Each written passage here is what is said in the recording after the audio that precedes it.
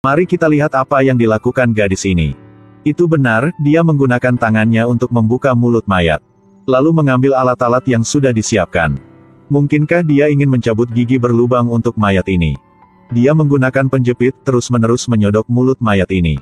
Tidak lama kemudian, sesuatu dikeluarkan dari tubuhnya. Gadis itu menatap sebentar. Kemudian tiba-tiba ditemukan itu adalah sepotong kecil emas. Gadis itu terus membuka kotak mayat lain. Dia mengeluarkan tubuh untuk memeriksa dan menemukan sepotong emas lainnya.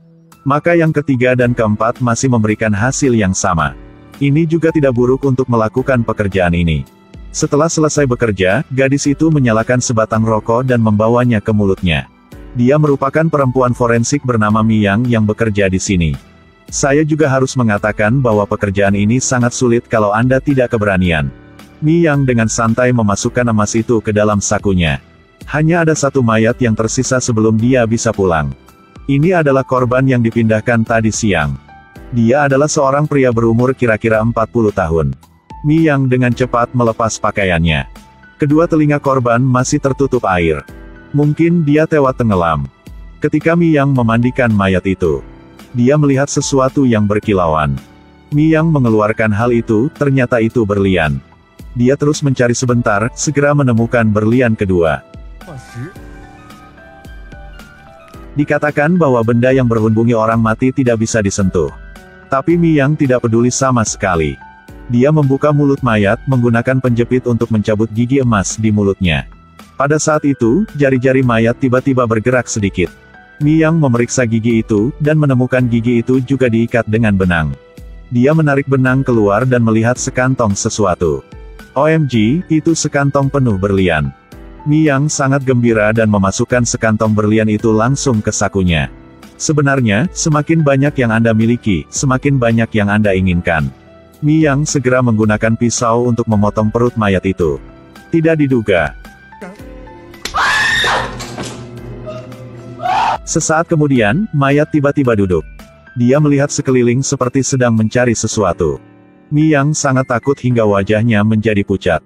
Dia mencoba menutup mulutnya dengan tangannya. Sayangnya pada saat ini, berlian jatuh dari dalam saku perempuan forensik keluar. Dan akibat adalah...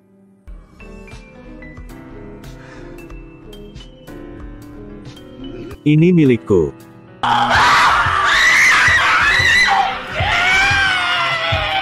Selama kekacauan, Miyang langsung menelan berlian di perutnya.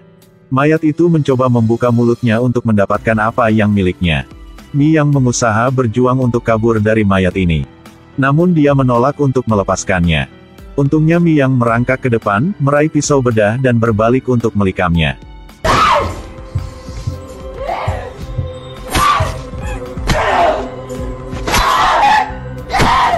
Orang tua berkata, tidak diperbolehkan menyentuh benda orang mati. Tapi Miyang ini sama sekali tidak percaya. Itu milikku sekarang. Pada saat ini, lampu listrik tiba-tiba menjadi berkedip. Semua mayat lain mulai menghancurkan kotak dan berteriak. Itu milikku, itu milikku, itu semua milikku.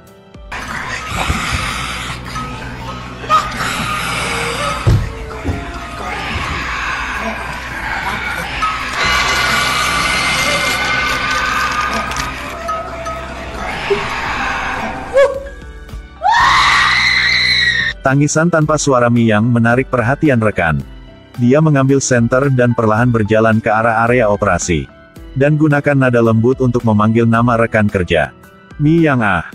Tiba-tiba, dia menyadari bahwa dia menginjak sesuatu. Oh itu berlian.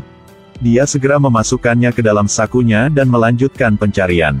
Hasilnya menemukan pil lain. Tapi ketika pria forensik mengangkat kepalanya, ditemukan mayat masih berbaring di posisi lama. Kalau gitu dari mana suara itu?